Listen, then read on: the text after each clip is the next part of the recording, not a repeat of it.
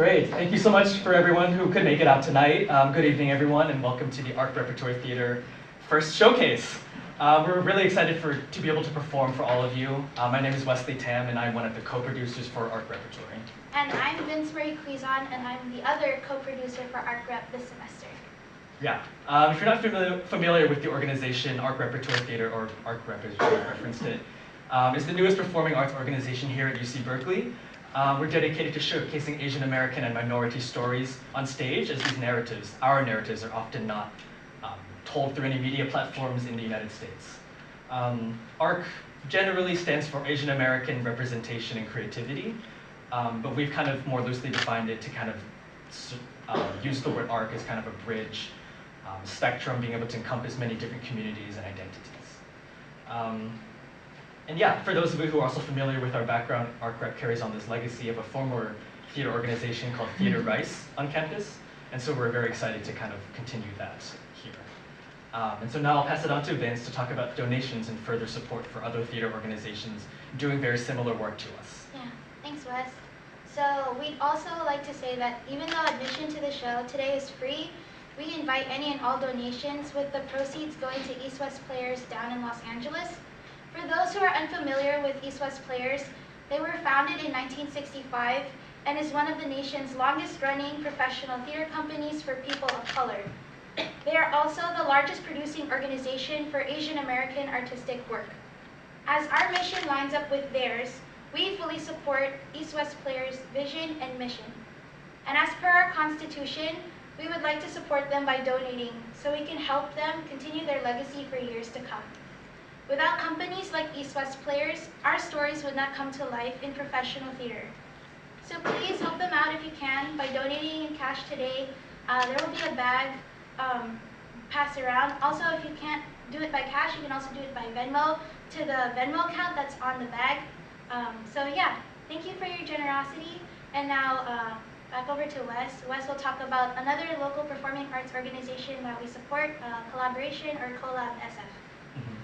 Yeah, so one of our producers and directors, I guess, his name is Mikey Lurie. He couldn't be here tonight. He has another show, actually, and so he's been working with Collaboration SF, which is a global nonprofit organization dedicated to empowering AAPI, or Asian American Pacific Islander communities, by supporting AAPI representation in entertainment, collaborating with local businesses and organizations, as well as educating youth and promoting activism. And so we have some cards over here for the executive director. His name is Josh Koh. He came to speak at the performance earlier, and so if you're interested, his information is there, and you can come talk to us about more information as well.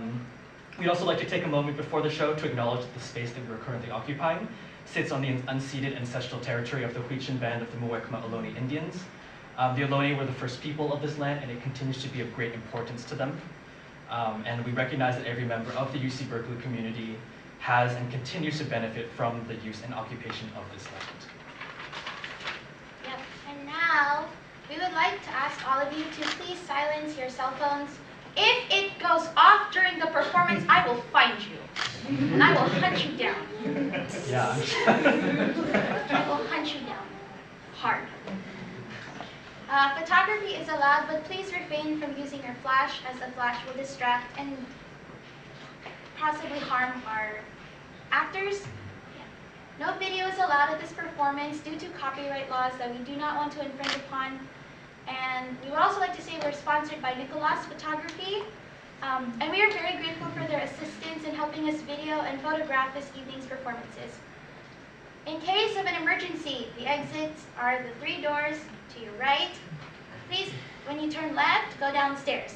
That is how you get out of the building. This show runs for around an hour and 15 minutes, and there is no intermission. Thank you, and we hope you enjoy the show.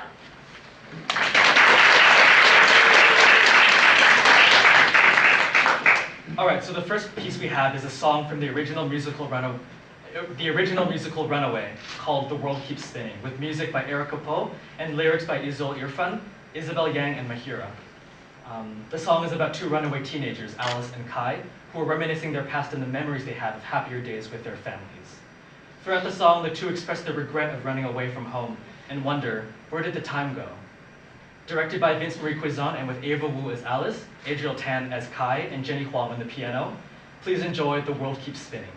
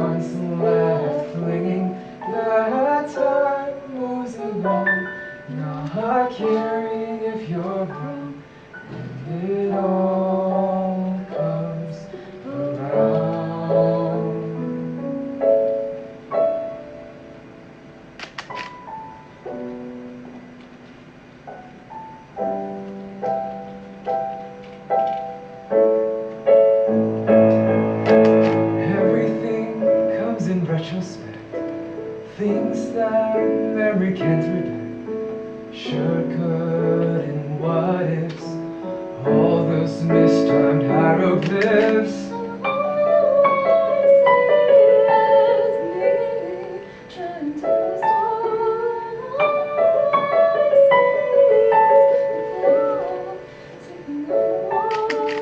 Where did the time go? Where did the time go? What they see of run away. How will I be? Run away. Though can never be of that, I'm sure. Memory of how we were. But I wanted to be more.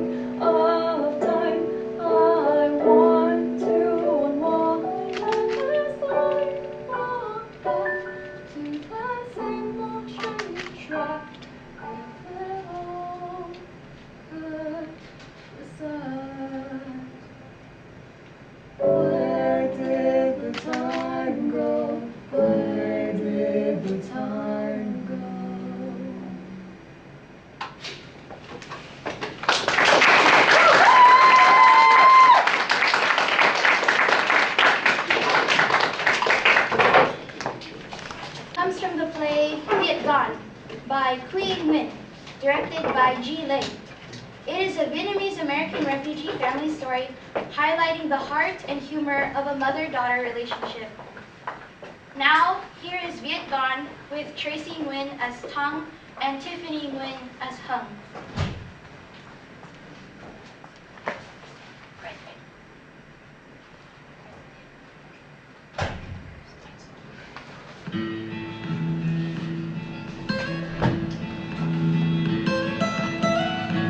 Almost heaven, West Virginia, Blue Ridge Mountains, Shenandoah River. Life is old.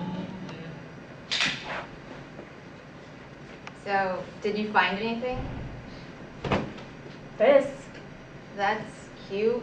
No one gave me time to pack. Yes, how inconsiderate of me. All the clothes here are terrible. I found some nice things. This room is terrible. I know, Mom. This place is terrible. I know, Mom. Are we seriously gonna sleep in bunk beds? Bunk beds? What if we sprout penises and join the army? Do you see any other options? Not if we have our own rooms at least. You know, we don't have to share the same bunks. Maybe you'd be happier sharing space with someone your own age. No way! There might be some crazy people here. Why is it only crazy people are the ones worried about potentially running into other crazy people? What's that supposed to mean? Nothing, Mom. We're in a foreign country. We have no home, no money. We can't even speak the language. I took English in school. Okay, fine. One of us can speak an elementary level of English. Congratulations. Being able to say, hi, hello, this is a library will make all the difference. But this is a very serious situation. I'm not letting my only living daughter out of my sight. Aw, are you actually worried about me? Well, you're also the one who dragged me here, so you're absolutely responsible for taking care of me. And there it is. I'm taking the bottom. Mom, I didn't drag you here. We were days away from being overrun by the Viet Cong. My job at the embassy offered me 2 tickets to America. I gave you one of those tickets to, save you. You saved me?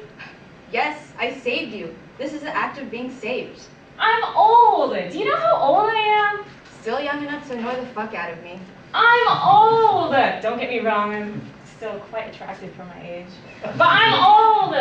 My golden years, the twilight years, the last chapter. 1 foot in the grave. Your point? You can't save me from the inevitable.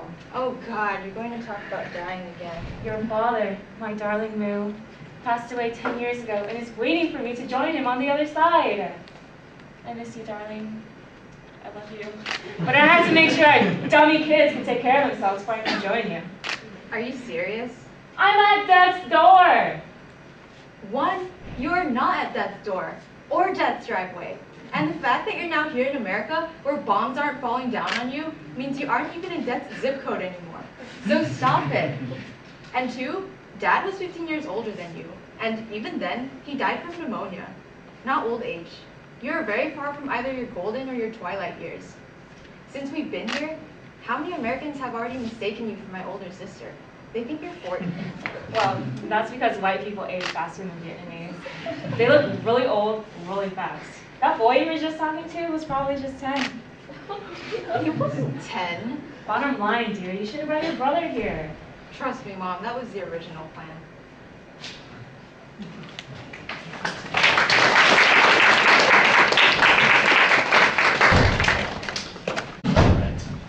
So the next scene we have is from the play Red by Chai Yu and directed by myself. It depicts a Chinese-American writer named Sonia who's coming to China at the peak of the Cultural Revolution in search of a story for her next book. She meets the owner and lead actor of a Shanghai opera house, Master Hua, and his revolutionary daughter Ling. The scene is between Sonia and Ling and illustrates the frictions between the 2 women as Sonia searches for a story to write. And now we present a scene from Red with Ava Wu as Sonia and Alice Zhang as Ling.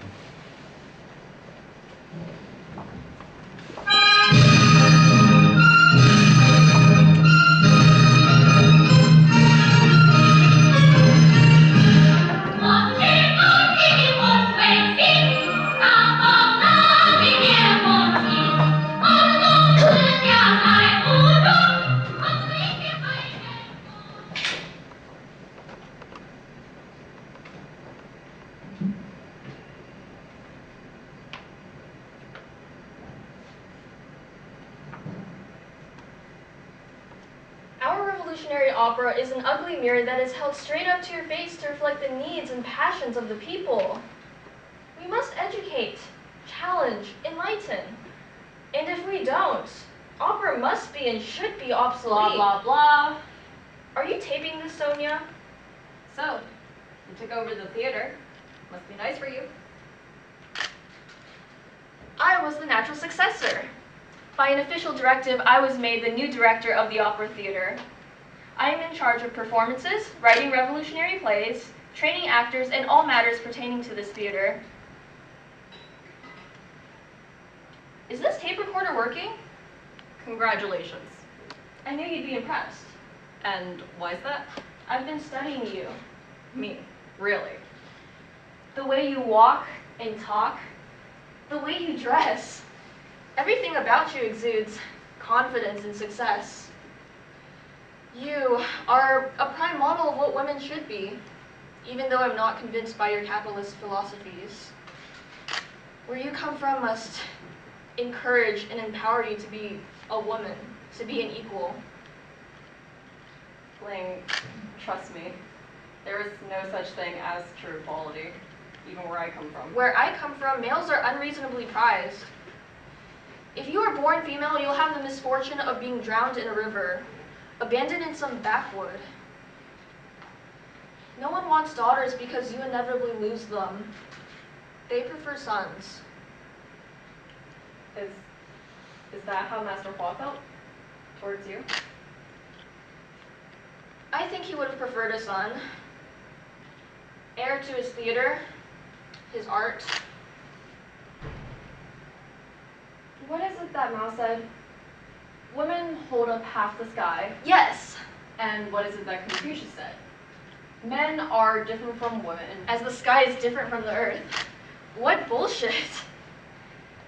Before I joined the Red Guards, I was relegated to the monotony of household chores. Banned from schools, literature, and higher learning. Whatever you do, you'll never be good enough. You are judged for what you are and not who you are. But you are good, from what I see of your work. Thank you. You don't have to. I want to. I mean it.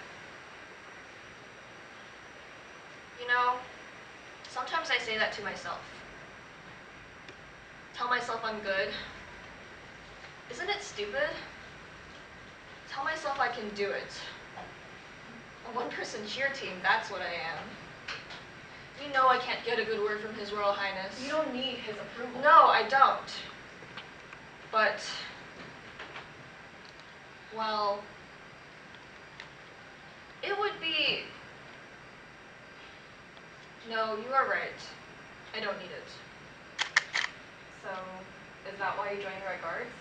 Because you didn't get Master Hua's approval? No!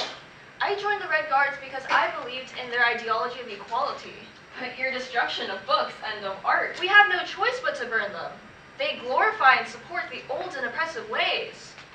What country in the world can boast of a truer democracy where it's you take an active part in leading a nation? If the Red Guards were to demand the death of your father, That's absurd. if they did, For what reason? if Master Hua represented the old and oppressive ways, what would you do?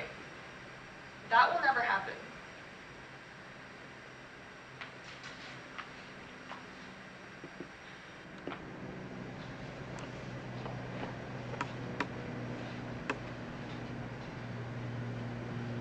May I have one? Cigarette?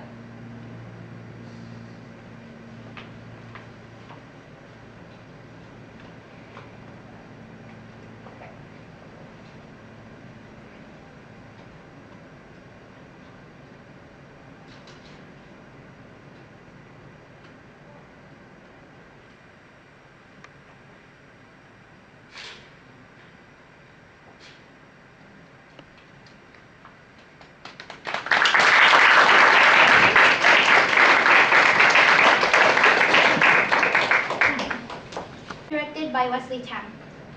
It is about a group of friends at a college party, and the talk of the night is a beautiful, sexy girl named Marissa, whom everyone is trying to go after. This monologue is from Marissa's best friend, Jill, and her relationship troubles with her boyfriend, who's clearly going after Marissa. Now, here is a monologue from Unbearable Hotness with Tay-Tay Chung as Jill.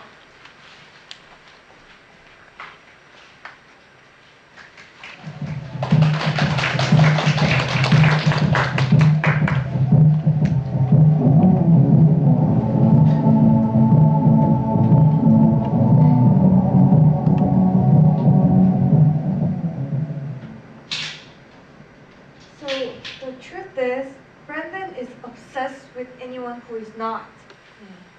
He wants me to cut my hair and to lose 10 pounds. Last night we were making love. First off, he calls it rumping. After we're through, he's always so sweet after, running his hands on my stomach. But last night, he grabs a love handle and says, "That's super needy." What the hell is that supposed to mean? I mean, like, that's a hint, right? So, I don't know how to take that kind of, who says that's super meaty? Like, I'm a woman, not some kind of Dean Timor beef stew. So, I fall asleep, don't say anything to him about it, just smile, and pass out. What a wuss, right? Anyways, I had this messed up dream. I'm in a fashion show, right? And Brendan is like a talent scout, but he's not my boyfriend in the dream. He looks at me and says, "Oh yeah, girl, you got some potential." And all these guys in white coats strap me down to a chair and suck like 30 pounds of fat out of me through some tubes. And Oompa Loompas are spreading on the bread, and Santa Claus is there taking it to little children. There's like... Anyways, Brendan is like sculpting me, giving all these orders, right? Like lose the upper body, enlarge the breast, round the out the ass, fill out the legs, and lose the face. So there I am.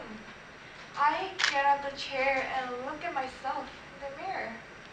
And I'm just a pair of legs, an ass, and 2 humongous breasts. And Brenda looks at me and says, "Perfect. She looks super meaty." And I'm confused. Like genuinely confused. Crap. Where's my head? And I started screaming, "Where's my head? What did you do with my head? Has anyone seen my freaking head?" And I wake up screaming, "Head!" so loud that Brendan thinks that I'm asking him a question. And he says, "Sure, I'm always down for some late night head." What is that, right? So later, I ask him if he thinks, if I'm beautiful. And he says, "Why don't you dye your hair to look like that chick Kate Upton? I bet you look really sexy." So maybe now you can understand why I'm starting to think like men are pigs. Who says that shit? None of my friends of the non-male persuasion will say they were super meaty. Like, what am I? A hot dog or some shit? So don't be so shocked. It's been a long time coming. I know you thought I was doomed too, but I'm not. Don't you see? That freaking testosterone douchebag pig! Oh. Wait. No. That's not fair. That's not true. It's just some guys, like Brendan. It's just how they are. But I'm glad I figured out. Forget men. From now on, the only thing I'm making love to is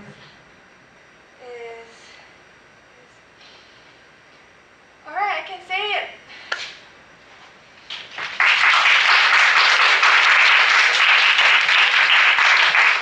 An act play about a life-changing holdup between a young man and a Taco Bell.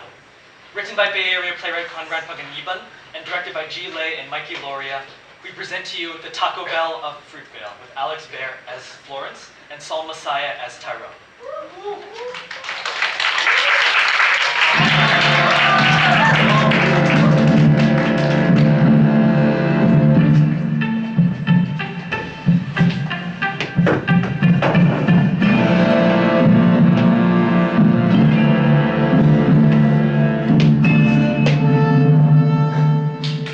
For the last time, Hand it over. No way, Jose. Is your money really worth more than your life? Oh, you're talking about the money. I thought you were talking about the tacos.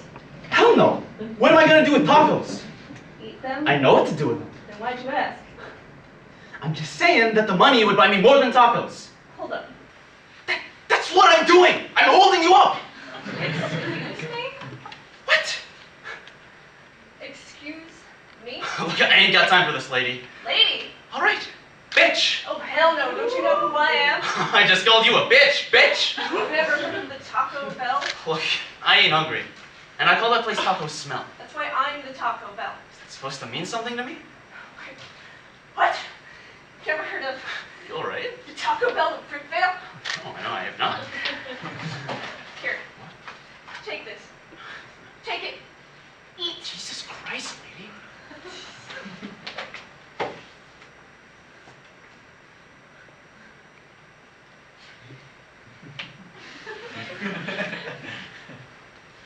Oh my God. What is this? Taco. Is that a hint of cayenne and Worcestershire sauce mixed in with A1? No! Masterpiece barbecue sauce marinated into the lechon. Who told you that? And is that calamansi juice instead of lime? Who told you that? Nobody told me, lady! It's in the food that you practically shoved down my throat. And who told you my secret recipe? Or I swear to Put that down, shove oh it my- down your throat. Stop running around. Stop. Get back here. Who told me? Nobody told me! The business so bad she was always jealous of me. Stop running around. Swear to God, nobody told me! Then impossible. What? Stop. Just stop it. Calamansi doesn't even grow up here in Oakland. What? My grandmother owns a ton of them in the bushes in our backyard. And how did you know about the barbecue sauce? Masterpiece is my favorite. I put that shit on everything.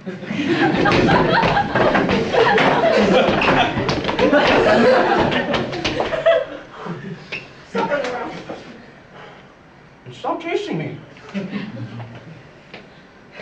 really taste all of that? You added too much rosemary, but it's good the way it is. Let me take one more step towards you. I'd cut your tongue out just for saying that. It was the perfect amount of rosemary.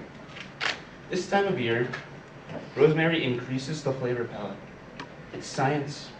What are you, some kind of scientist? No, I'm just particular about my food. The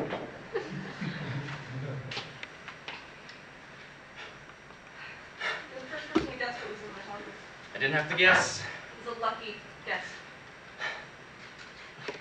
Whatever. Now give me all your money. Finger. Okay, I'll have you know that I know Kung Fu. And this finger is a deadly weapon. Use your tongue. That's kind of nasty. I meant that you can make money by using your tongue. I ain't got time for your riddles. Just give me the money. I meant that you use the money, make money by using your tongue and your kung fu hands if you know how to use a knife. I'm talking about working for me as a cook. Why would I want to cook when I can just steal? To steal raw people with a finger is going to get you killed. Making tacos will keep you alive and full. Why should I? Because you have a gift. I've been trying to pin the business down to my daughter, but she can't cook worth beans. I mean, she can't even tell the difference between lechon and carnitas. Actually, it was lechon kawali. It's like looking at 50% idiot and 50% smart. Oh my God! You know what? I don't have to take this. Okay, you keep your money and your stupid tacos. I made $250,000 in sales last year, though. 75 grand the year before that, and 20 grand the year before that. I'm offering you the chance to make more money than you can shake a roasted pigette. Whoa. 250 G's. This neighborhood alone isn't worth 250 G's. Restaurants all over the Bay have been wanting my recipe, so I've been telling different ones for the highest figure. I'm not here selling my tacos because I like feeding my people, my Oakland people. So, what do you need me for? How long have you been cooking? Spent about a year at the Culinary Academy before I had to drop out because I couldn't afford it. But everything you made is the best in all your classes. How did you? I stopped learning everything from them too, so I started my own business and became. The Taco Bell of Fruitvale. I didn't need recipes to keep this gig going. Everyone knows who I am, and because my food makes them happy, nobody, and I mean nobody, bothers me, or anyone who works for me. Why don't you just open up a food truck or something? Nah, too hipster. I'm about the people on the street. Thank you. If anyone has the talent to decipher my secret recipe, then that person has the talent to help put this company over the million mark. And this sister needs to finally go on a long European vacation. So what do you say? Have you ever considered pickling cabbage with habanero sauce as a side garnish? Mexican country? When do I start? Right? I worked on it for a long time.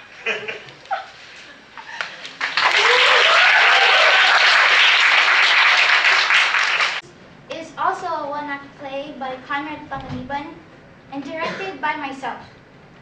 It tells of two Filipino-American sisters, Rianne and Geraldine, who have just lost their mother before Geraldine's wedding day. Geraldine has flown back home to SF from the East Coast to pay her respects. Rianne then recovers their mother's old wedding dress from storage so that Geraldine can wear it at her wedding. But while the sisters are catching up, some hidden secrets and tensions emerge.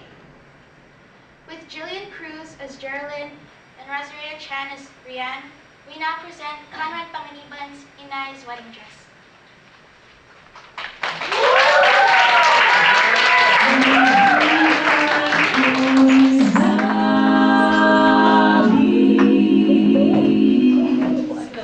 Ang hirap at pasakit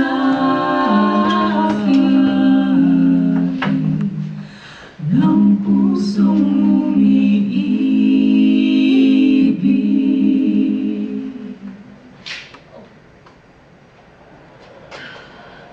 I swear, Army Street is getting dirtier by the decade. It's called Cesar Chavez now, Geraldine. You found it. It was in one of the boxes in the garage. It's beautiful.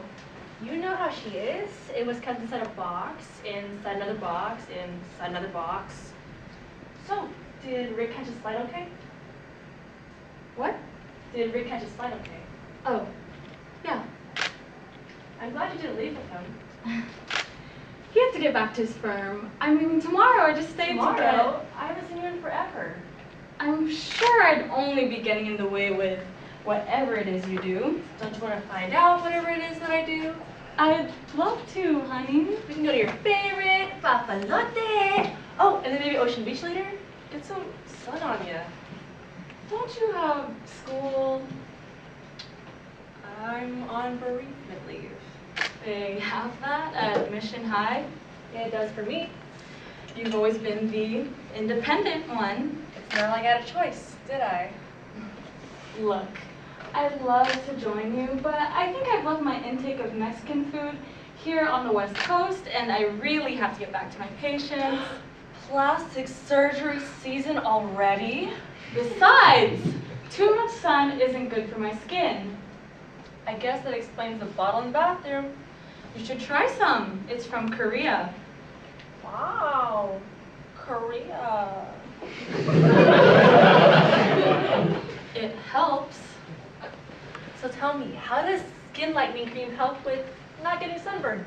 It helps by...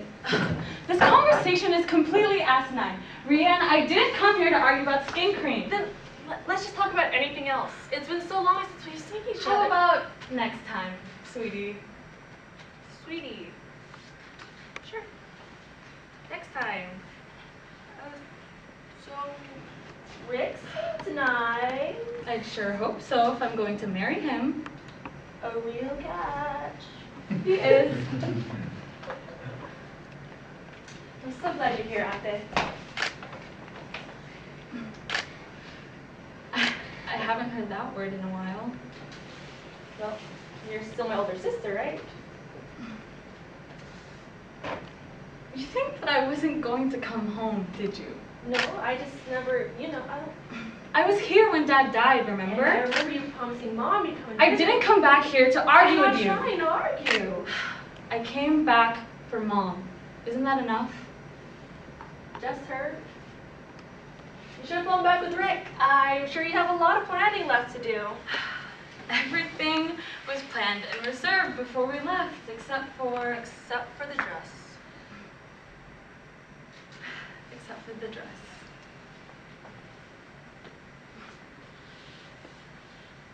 How did she ever fit into this thing anyways? I bet she laid off the rice. Carbs. I guess I could let it out a little, or you could lay off the carbs. What? It's an option. Just be easy with it, okay? It's fragile. So, Too bad it's so ethnic. ethnic. I mean, what are these? They're called butterfly sleeves. Why would anyone need to wear giant oven mitts on their shoulders? The sleeves are designed to look like butterfly wings. You know? When it's ready to fly, its wings stand straight up. Wings should stay on a butterfly or on a bird. Definitely not on a dress. Not to worry, I'll have Emily remove them when I get home. Emily? Rick's sister. She's an amazing seamstress and such a good friend. We can talk on hours on end about everything. I'm sure she'll turn this into something amazing. It's already something amazing. It is, but it's not really my style. Your style. You and this Emily ain't touching shit. Mom's will said that everything is supposed to be divided between us, including this dress. Not if you're going to tear it apart. It's not like you're ever going to be able to wear it. How dare you? Well, you won't be. The only time you come home is to bury a parent, and then you have the nerve to tell me that I'm not fit to wear something that was passed down to me? To us. It was passed down to us. And no, I don't think you'd ever wear that dress for the simple fact that you've never worn anything that resembles a woman in your life. I'm so going to choke you out with my bra. Sports bras don't count. Get out! Get out of my house! Our house divided equally. How can it be ours when you don't even live here anymore? I wasn't the one who took off across the country to leave her only family behind. It was for school, Rianne. I wasn't going to be stuck here in this neighborhood doing nothing with my life. Is that what you think of me? Of mom, of dad? They worked their fingers off to pay for your precious Ivy League education. Of which they could only pay for half. And that was just for the undergraduate degree. I never asked for a single cent when I went to medical school. I worked 2 jobs and took 19 credits a semester for that degree, so I wouldn't have to end up like Mom, cleaning up after old people who shit all over themselves. Mom worked at Beverly Manor to pay for your Mercy High tuition. Jealous much? You know, I tried to pay them back. Why do you think I tried to buy them that new house in Crow Canyon? To get out of this rundown house in this dirty neighborhood in this godforsaken city. Godforsaken?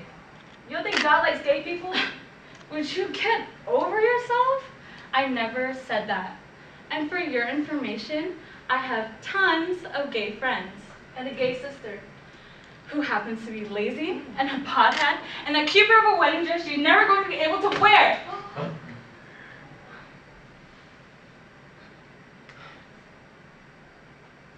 You want the dress? Here. Here! Fuck it! Here! Take the whole thing! You never wanted this life. You never wanted mom, or dad, or me. You don't think I knew how much you hated being different from all your rich private school friends? I defended you when people called you a coconut! And now look at you. You don't even share the same skin color as any of us. What did we do to make you hate us so much? But you know what? Maybe I'm the crazy one, because all this time, all I really wanted was for you to be here. I wanted you here when I was being made fun of at school. I wanted my sister to hold my hand when I watched mom take her last breath. And I needed my ate here when dad realized he would never be able to walk me down the aisle in a church that tells me I'm a sin. And now that you're about to take that walk, the only thing you'll have left of this family is that ripped up piece of fabric to walk you down the aisle. Yeah.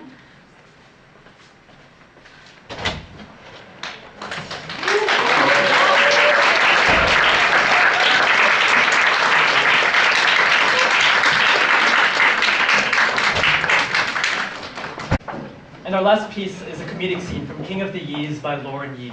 directed by myself as well. The play is a satirical play within a play talking about Lauren's dad, dying Chinatowns, and the Yi Feng Toy Family Association in San Francisco Chinatown. We now present the scene from King of the Yis with Adriel Tan as actor 1 and Krista Meseda as actor 2.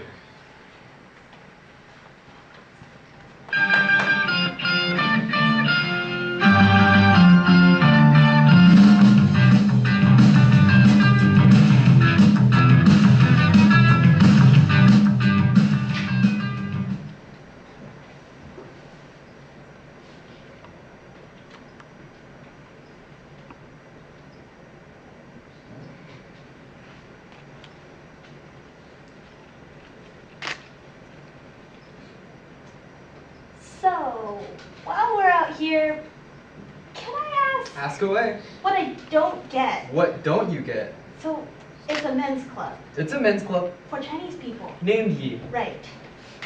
Sorry, what don't you get? I guess my question is, why? Why?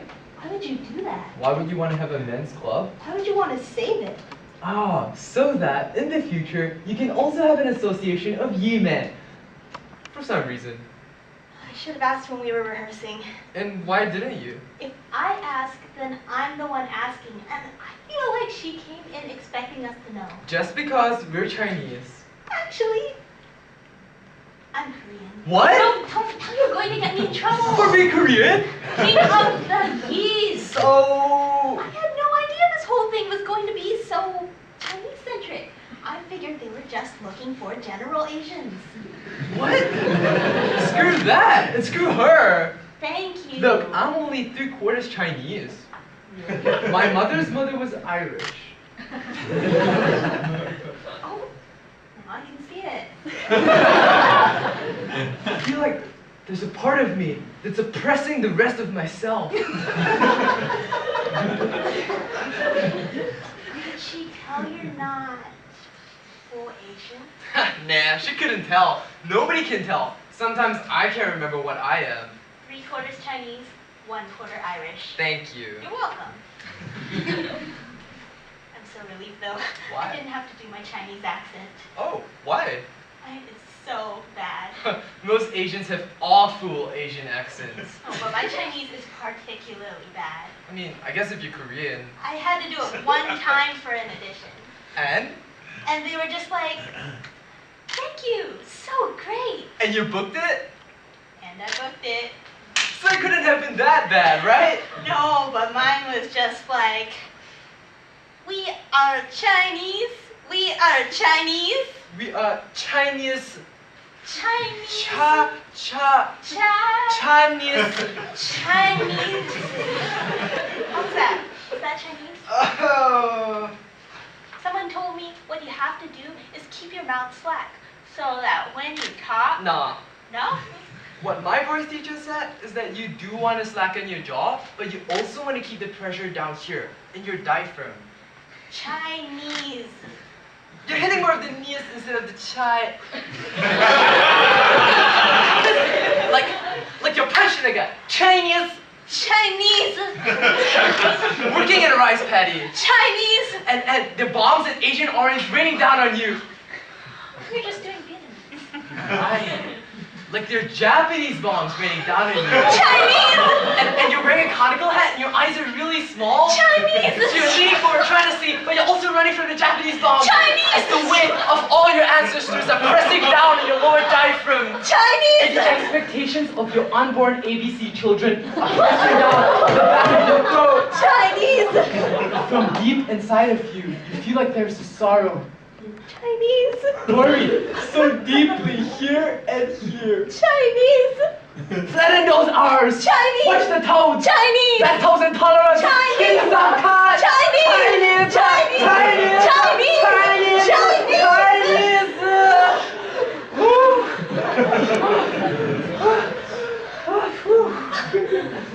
So that is basically what Chinese people sound like. And my voice teacher spent 2 years in Shanghai, so she basically knows. 2 years. That's really helpful. Thank you. Sticks work, especially if you're Korean. And adopted. And adopted.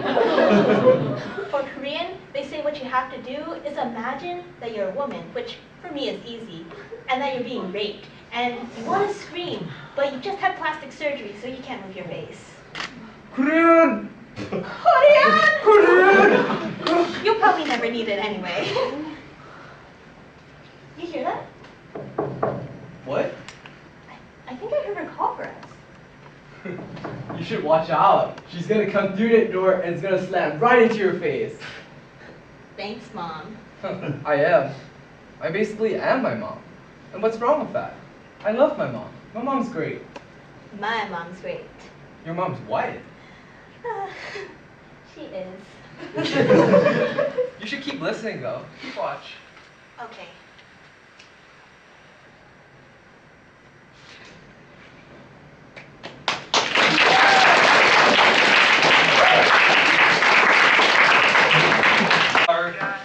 We have a couple more things to do. First of all, I'd like to introduce the ARC Rip cast of 2019. If you want to come up here, we'll take our bows.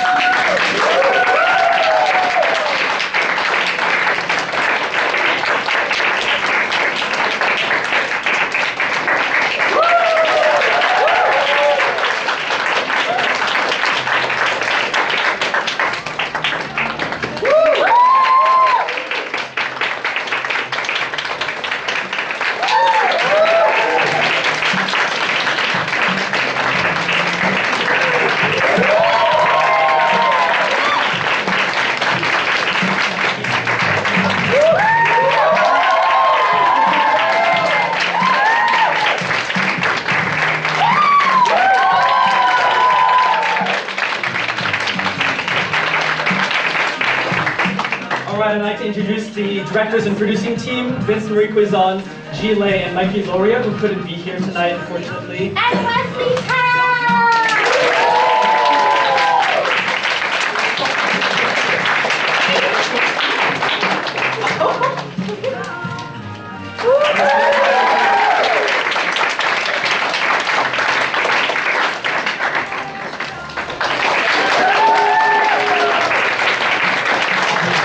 Great. Thank you so much to all of you who came out in the evening.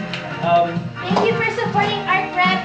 Thank you for supporting Asian American stories and minority stories on stage. We wouldn't have done this all without you. Thank you for supporting us. We hope you all enjoyed the show and have a great rest of your night. Thank you.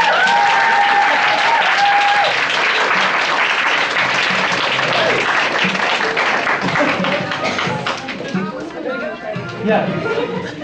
Y'all are free to mingle. Yeah, feel free to mingle and talk to your friends, your family, the actors.